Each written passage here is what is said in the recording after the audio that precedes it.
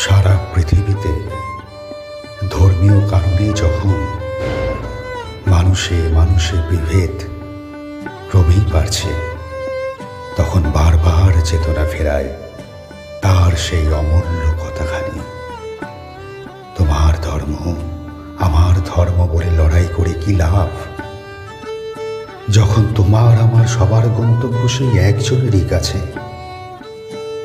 হ্যাঁ, ঠিক বুঝতে পারছেন তিনি কে।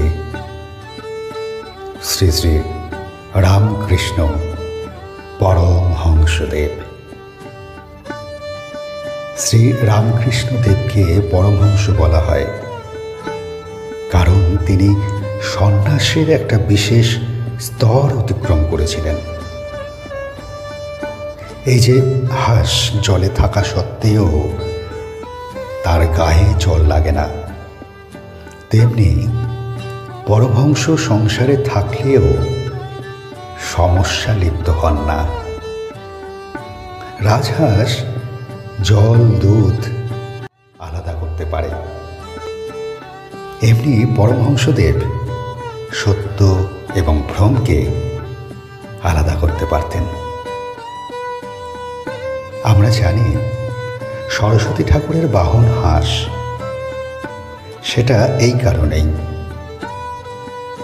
তিনি পরম জ্ঞানের আধার হন। সেটা বই পড়ে আসে না, আসে ভেতর থেকে। নামটি সম্ভবত তার গুরু তোতাপুরি দিয়েছিলেন, কেননা আমার মতে সম্ভবত গুরু ছাড়া কারুর পক্ষে সন্ন্যাসীর নাম বা উপাধি দেওয়া সম্ভব নয়। এই কথাগুলি বিভিন্ন জায়গা থেকে সংগ্রহ করে আমি বললাম।